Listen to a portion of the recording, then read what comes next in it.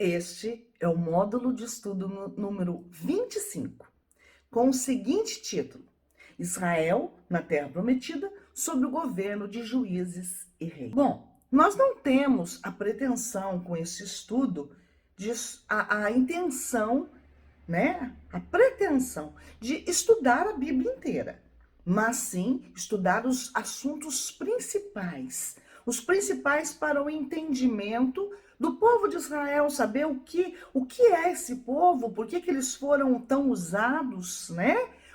Qual foi a serventia deles, porque nós estamos vendo que graças a eles nós temos a Bíblia para começar.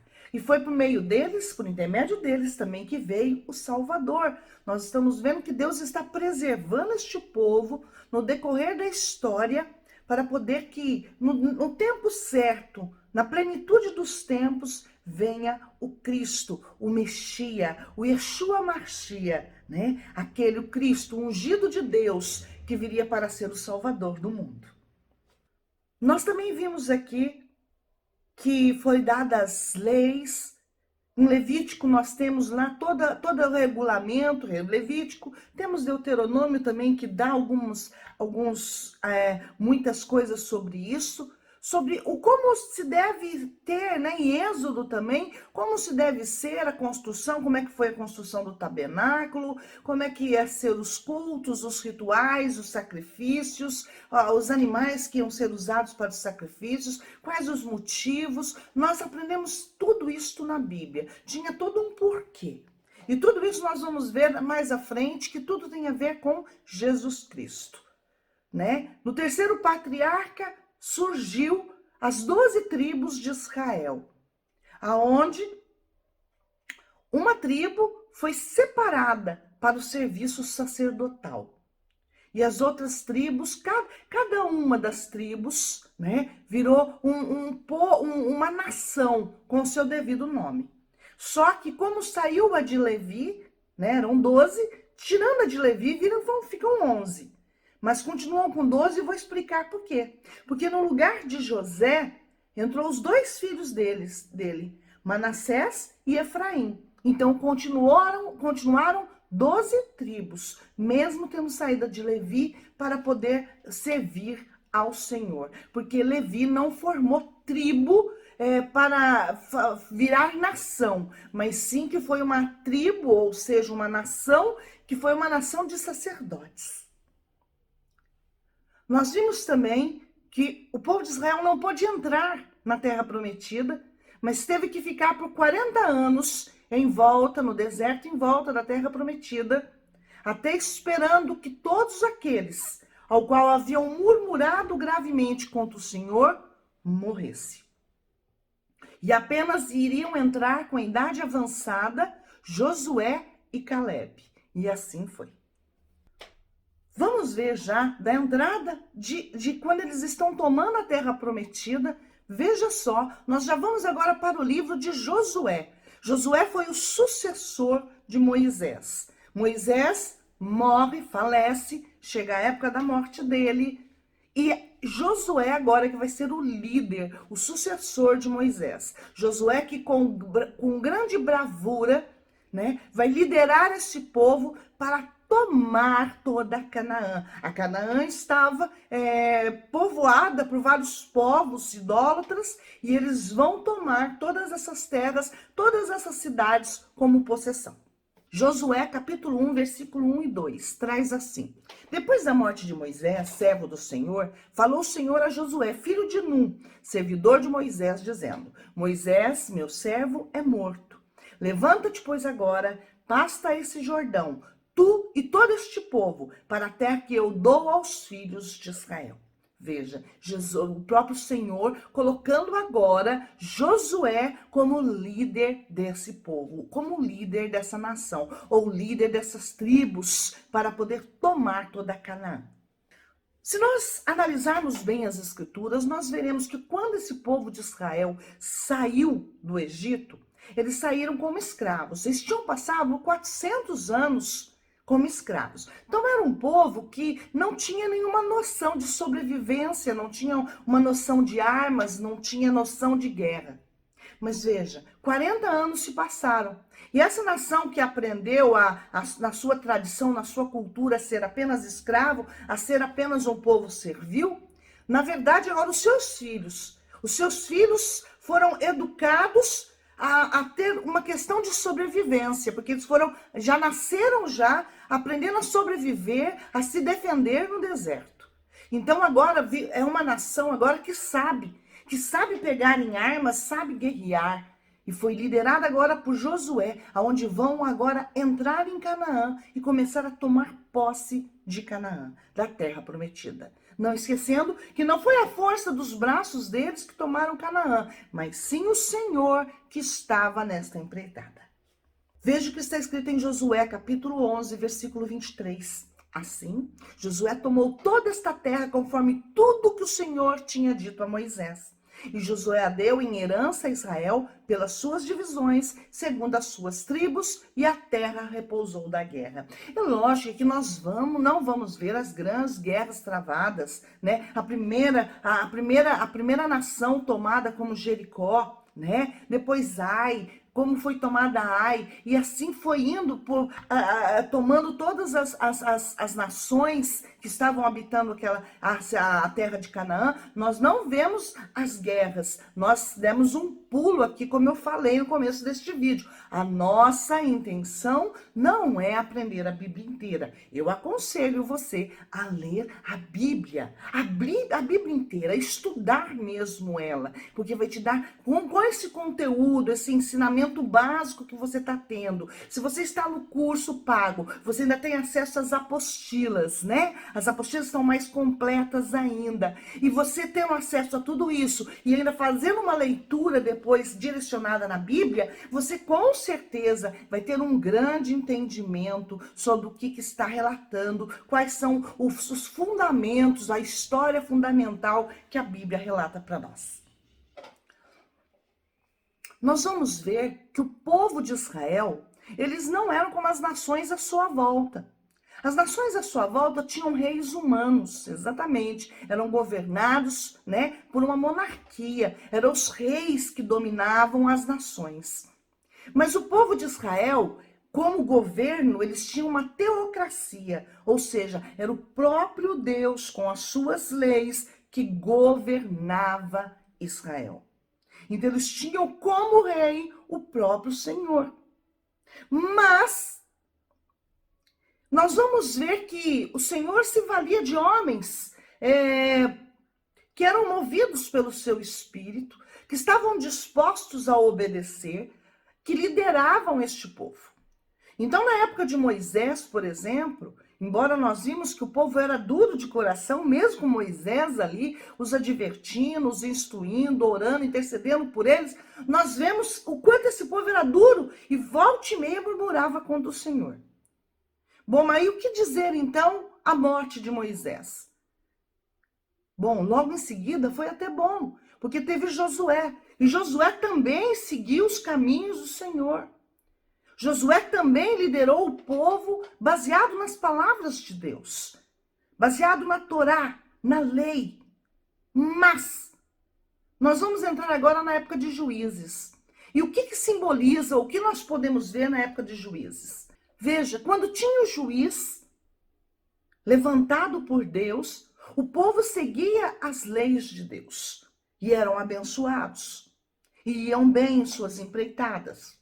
Mas, morrendo aquele juiz, o povo logo em seguida se tornava de novo obstinado, rebelde, desobediente às leis de Deus. E acabavam fazendo culto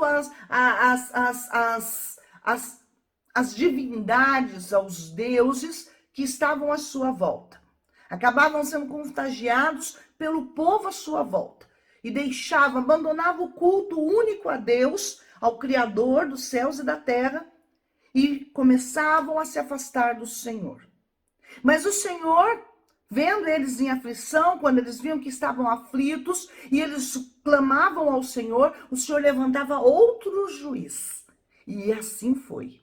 Veja o que está escrito em Juízes, capítulo 2, do versículo do 7 ao 13. Está assim para nós. O povo serviu ao Senhor todos os dias de Josué e todos os dias dos anciãos que sobreviveram a Josué e que tinham visto toda aquela grande obra do Senhor, a qual ele fizera a favor de Israel.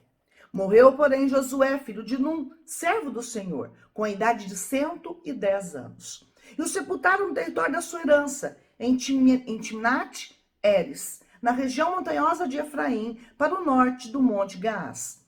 Foi também congregada toda aquela geração a seus pais, e após ela levantou-se outra geração que não conhecia ao Senhor, nem tampouco a obra que ele fizera a Israel. Então os filhos de Israel fizeram o que era mal aos olhos do Senhor, servindo aos Baalins. Abandonaram o Senhor Deus de seus pais, que os tirara da terra do Egito, e foram-se após outros deuses, dentre os deuses dos povos que havia ao redor deles. E os adoraram e provocaram o Senhor a ira, abandonando-o e servindo a Balaíns e Astarotes. Veja, eles começaram, essa outra geração que se ergueu, começaram a adorar aos deuses, as imagens de escultura que eram adoradas pelas nações em volta. Mas Deus, nós vamos ver que cada vez que esse povo clamava, o Senhor erguia um juiz para salvar este povo e colocar esse povo na linha. Vamos ver uma parte das escrituras que mostra que quando eles estavam fora dos caminhos do Senhor, nós vamos ver a atitude de Deus, a atitude do Senhor. Juízes capítulo 2, versículo 14 e 15. Pelo que a ira do Senhor se acendeu contra Israel, e ele os entregou na mão dos espoliadores, que os despojaram e os vendeu na mão dos seus inimigos ao redor, de modo que não puderam mais resistir diante deles. Por onde quer que saíam, a mão do Senhor era contra eles para o mal, como o Senhor tinha dito e como o tinha jurado, estavam em grande aflição. Olha só, essa nação que, com a ajuda de Deus, com o poder de Deus, conseguiu despojar terras e fortalezas e povos tão fortes, gigantes. Sim, renderam cidades e tomaram toda Canaã, mas, porém, quando estavam se afastando dos caminhos do Senhor, o Senhor permitia. Exatamente. Então veja que não era a força desse povo, era o poder de Deus, era o favor de Deus que estava sobre eles. Mas quando eles faziam o que era mal ao Senhor, as nações vizinhas se fortaleciam, ou o remanescente das nações vizinhas, porque eles não destruíram todos. Ficaram ainda alguns remanescentes, mas eles se fortaleciam e iam contra o povo de Israel e venciam o povo de Israel. E o povo de Israel se via em aflições. Mas daí eles clamavam a Deus, suplicavam a Deus e veja o que acontecia. Vamos ler agora Juízes capítulo 2, versículo 16 e após na sequência 18 e 19. Está assim: mas o Senhor suscitou juízes que os livraram da mão dos que os espojavam. Quando o Senhor lhe suscitava juízes, ele era como um juiz e os livrava da mão dos seus inimigos todos os dias daquele juiz. Porquanto o Senhor se compadecia deles, em razão do seu gemido, por causa dos que os oprimiam e afligiam. Mas, depois da morte do juiz, se reincendiam e se corrompiam mais do que seus pais, andando após outros deuses, servindo-os e adorando-os. Não abandonava nenhuma das suas práticas, nem a sua obstinação. Veja, esse povo, cada vez que um juiz passava o tempo e um juiz morria, a nação que se seguia, os filhos que seguiam depois, que cresciam, se tornavam de novo pessoas separadas e afastadas de Deus. Dá para a gente ver o quanto é importante a palavra de Deus, não é mesmo? Por isso que a Bíblia fala, ensine a criança o caminho que deve andar desde pequeno, para que ele ainda esteja velho e não se desvie dele. Por isso que é importante nós ensinarmos aos nossos filhos, aos nossos netos, os caminhos do Senhor. Mas antes disso, nós temos que aprender também.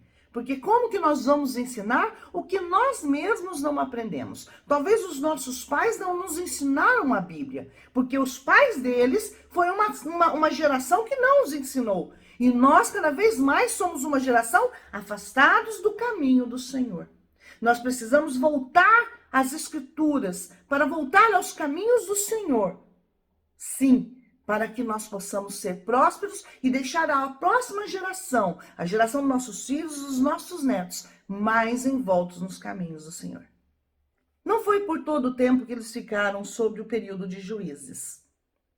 Logo, logo, a nação de Israel vai realmente, definitivamente, se cansar de ser monitorada por juízes e vai exigir a monarquia, ou seja, vai solicitar que eles querem um rei humano, não querem mais serem governados por Deus, exatamente.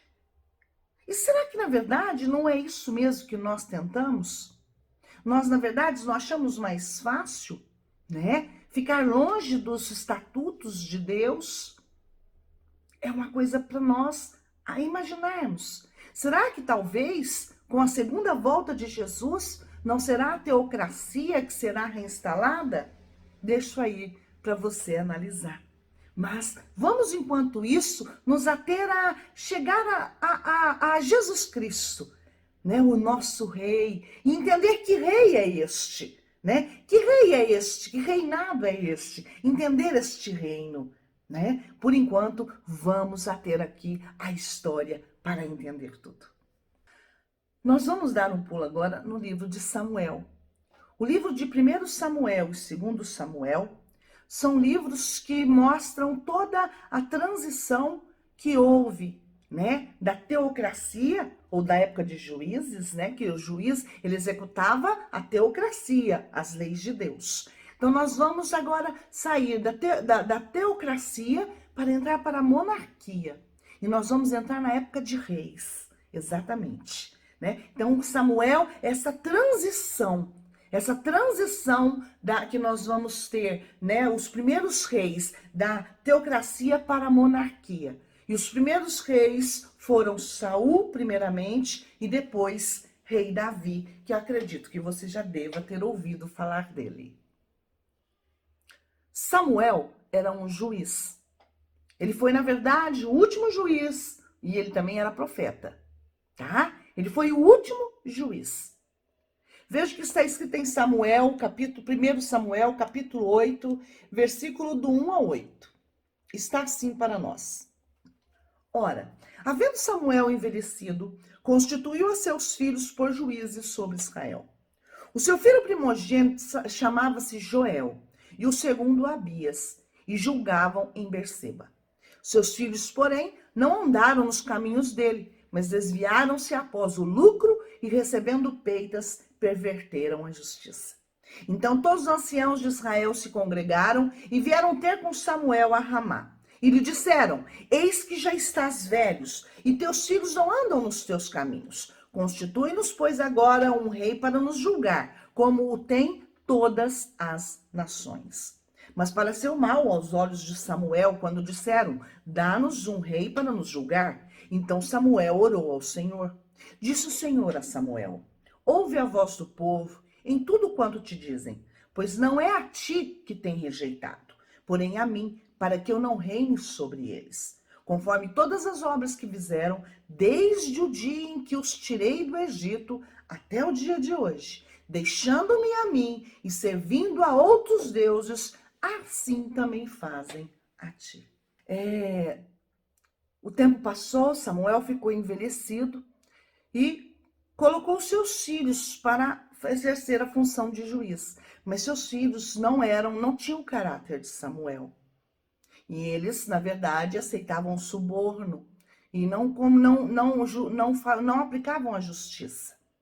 E o povo usou isso como desculpa para poder chegar em Samuel e pedir que Samuel erguesse um rei. Eles queriam agora passar para um momento de monarquia. Queriam ser como as nações que estavam à sua volta. E Deus, sabendo disso, falou para Samuel: não é você, Samuel, que eles estão rejeitando. Não é a você ser juiz, mas é a meu reinado. Eles estão rejeitando o meu reinado. Eles não querem serem governados por mim. Faça o que o povo quer, porque Deus vai avisar o povo. Vai falar, olha, vocês querem agora entrar num governo de monarquia? Pois vocês vão sofrer várias coisas por causa disso. E o próprio Deus ensina Samuel a explicar para esse povo. E o Samuel explica, mas mesmo assim a nação de Israel exige um rei humano. Nós vamos ver agora Deus avisando o povo por intermédio de Samuel sobre o que iria acontecer no momento agora, nesse novo momento que ia se iniciar de monarquia.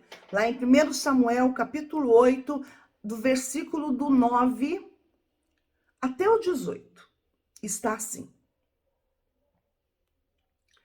Agora, pois, ouve a sua voz, contudo lhes protestarás solenemente, e lhes declararás qual será o modo de agir do rei que houver de reinar sobre eles. Referiu, pois, Samuel todas as palavras do Senhor ao povo, que lhe havia pedido um rei, e disse: Este será o modo de agir do rei que houver de reinar sobre vós. Tomará os vossos filhos e os porá sobre os seus carros, e para serem seus cavaleiros, e para correrem adiante dos seus carros. E os porás por chefes de 1000 e chefes de 50, para lavrarem os seus campos, fazerem as suas colheitas e fabricarem as suas armas de guerra e os petrechos de seus carros. Tomará as vossas filhas para perfumistas, cozinheiras e padeiras. Tomará o melhor das vossas terras, das vossas vinhas, dos vossos olivais, e o dará aos seus servos. Tomará o dízimo das vossas sementes e das vossas vinhas, para dar aos seus oficiais e aos seus servos. Também os vossos servos e as vossas servas, e os vossos melhores mancebos e os vossos jumentos tomará, e os empregará no seu trabalho. Tomará o dízimo do vosso rebanho, e vós lhe servireis de escravos. Então, naquele dia, clamareis por causa do vosso rei, que vós mesmos houvestes escolhido, mas o Senhor não vos ouvirá. Hoje, nós não temos mais, a não ser lá na Inglaterra, nós não temos mais a monarquia. Hoje, o governo, que a maior parte dos países, né, é governado, é a democracia.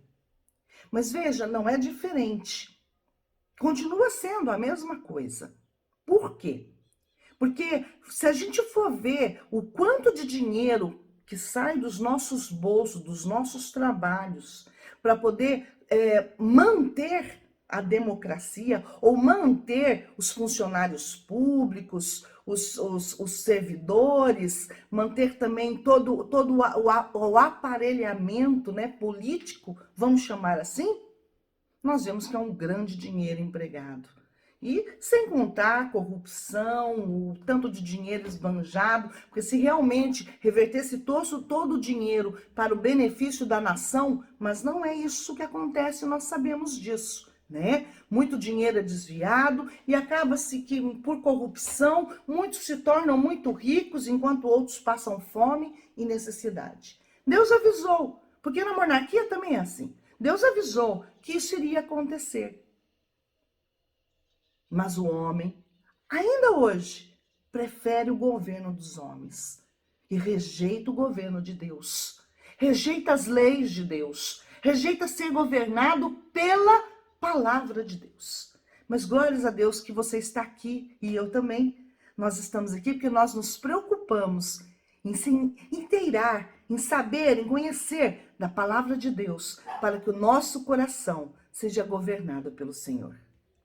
Nós não vamos ver sobre o primeiro rei, Saul, tá? Nós vamos ver sobre o segundo rei, aquele ao qual agradou aos olhos de Deus, era um homem segundo o coração de Deus. Nós vamos ver sobre o segundo rei, Davi.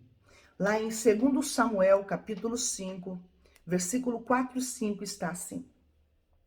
30 anos tinha Davi quando começou a reinar, e reinou 40 anos. Em Hebrom, reinou 7 anos e 6 meses sobre Judá. E em Jerusalém, reinou 33 anos sobre todo Israel e Judá. Nós vamos dar um pulo em Atos dos Apóstolos, capítulo 13, versículo 22, e ver o que fala sobre Davi e contra Saul, contra o primeiro rei. Tá lá, ó. E tendo deposto a este, deposto a quem? A Saul. tirado do governo. Levantou-lhe como rei a Davi, ao qual também, dando testemunho, disse: achei a Davi, filho de Jessé, homem segundo o meu coração, que fará toda a minha vontade. E Davi foi abençoado. E Davi foi aquele que realmente alargou, né, as propriedades, né, do povo de Israel, que terminou de conquistar os povos e as nações e aumentou os limites das possessões em Canaã. Foi Davi, homem de guerra, rei valoroso, rei que se preocupou em seguir os desígnios e as leis e os mandamentos do Senhor. Não foi homem perfeito, ele errou também, mas foi um homem que buscou nas leis do Senhor a sua direção. E é assim que nós devemos ser também. Não é à toa que Jesus é um reinado como é considerado o filho de Davi, porque vem deste reinado, dessa linhagem. Mas agora não para ser um rei normal, mas um rei eterno, um outro reinado, que é isso que nós estamos caminhando para aprender. Bom, como rei, ou como na monarquia, os reis agora, eles já instalados em Canaã, né? Instalados já nas cidades fortificadas, eles agora não andavam mais como nômades, montando e desmontando suas barracas. E o templo estava dentro da cidade, dentro de Jerusalém. Vocês lembram o tabernáculo? Construído de peles de animais? Então. Só que Davi, um belo dia, estava no seu palácio e percebeu, falou, olha, eu estou aqui num palácio construído de pedras, adornado, e o tabernáculo, a Arca da Aliança, ainda se encontra no mesmo tabernáculo velho. E deu nele a vontade, no seu coração, de construir o templo, um templo de pedras para colocar a Arca da Aliança. Vamos ver sobre isto? Em 2 Samuel, capítulo 7, versículo 1 ao 3. Ora, estando o rei Davi em sua casa, e tendo-lhe dado o Senhor descanso de todos os seus inimigos em redor, disse ele ao profeta Natã: eis que eu moro numa casa de cedro, enquanto que a arca de Deus dentro de uma tenda. Respondeu Natã ao rei: vai e faze tudo quanto está no teu coração, porque o Senhor é contigo. Mas consta nas escrituras o seguinte: Davi era um homem de guerra, é um homem que foi usado por Deus para aumentar os limites e instalar, né, todo o Israel na terra de Canaã. Ele reinou sobre as 12 tribos de Israel. Era um homem de guerra, um homem de luta. Então, era um homem que, na verdade, tinha muito sangue em suas mãos. Então, Deus, na verdade, ele se agradou sim do que estava no coração de Davi. Mas ele não vai aceitar o templo ser construído pelas mãos de Davi, mas sim que o filho dele, que ia suceder o seu trono, que será Salomão, que iria construir. Então Davi, na verdade, ficou encarregado apenas de preparar todos os materiais necessários para construir um templo magnífico, maravilhoso, com toda a riqueza, com toda a pompa, que na verdade, né, Deus como se diz, não cabe dentro de um templo. Ele preenche tudo, mas procuraram fazer o melhor que podia ser feito humanamente falando. Veja então o que está escrito em 2 Samuel, capítulo 7, versículo 12 ao 13. Quando teus dias forem completos e vieres a dormir com teus pais, quer dizer, morrer, então farei levantar depois de ti um dentre a tua descendência, que sair das tuas entranhas, e estabelecerei o seu reino. Este edificará uma casa ao meu nome, e eu estabelecerei para sempre o trono do seu reino. Continuando, versículo 14. Eu lhe serei pai, e ele me será filho, e se vier a transgredir, castigá-lo-ei com vara de homens e com açoites de filhos de homens. Mas não retirarei dele a minha benignidade, como retirei de Saul, a quem tirei diante de ti. A tua casa, porém, e o teu reino serão firmados para sempre diante de ti. Teu trono será estabelecido para sempre. Conforme todas essas palavras e conforme toda esta visão, assim falou o profeta Natã a Davi. Então, o próprio profeta falou para Davi, não, será você que construirá o templo para o Senhor, mas o seu filho, o herdeiro do teu trono, é que irá construir. Vamos ver agora o conselho de Davi para o seu filho Salomão. Está lá em 1 Crônicas, capítulo 22, do versículo dos 5 ao 10. Está assim. Porque dizia Davi, Salomão, meu filho, ainda é moço e tenro, e a casa que se há de edificar para o Senhor deve ser magnífica em excelência, de renome e glória em todas as terras. Eu, porém, agora lhe farei os preparativos. Assim fez Davi grandes preparativos antes de sua morte. Então chamou a Salomão, seu filho, e lhe ordenou que edificasse uma casa ao Senhor de Israel. Disse Davi a Salomão, filho meu, quanto a mim, tive em meu coração o propósito de edificar uma casa ao nome do Senhor, meu Deus. A palavra do Senhor, porém, veio a mim dizendo, tu tens derramado muito sangue e tens feito grandes guerras. Não edificarás casas ao meu nome, porquanto muito sangue tens derramado na terra perante mim. Eis que te nascerá um filho, que será homem de repouso, porque lhe darei repouso de todos os seus inimigos ao redor. Portanto, Salomão será o seu nome, e eu darei paz e descanso a Israel nos seus dias. Ele edificará uma casa ao meu nome, ele me será por filho, e eu lhe serei por pai. E confirmarei o trono de seu reino sobre Israel para sempre. Veja, o próprio rei Davi chamou seu filho, esclareceu o que se esperava dele já em seu reinado. E Salomão, nós vamos ver que ele construiu o templo. Vamos ver agora que Salomão construiu o templo. No reinado dele, terceiro reinado, terceiro rei de Israel. 2 Crônicas, capítulo 5, versículo 1. Assim se completou toda a obra que Salomão fez para a casa do Senhor. Então trouxe Salomão as coisas que seu pai Davi tinha consagrado, a saber, a prata e ouro e todos os vasos, e os pôs nos tesouros da casa de Deus. Deus cumpriu a promessa para com Salomão, para com Davi. E o reinado de Salomão não foi extinguido.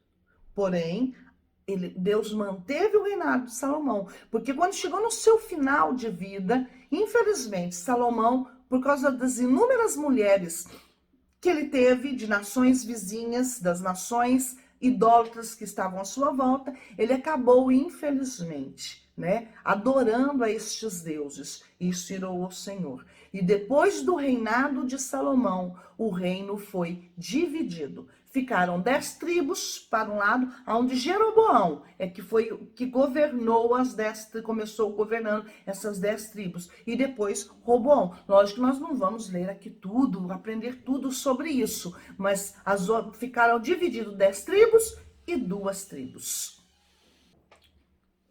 1 Reis, capítulo 11, versículo 11 e 13.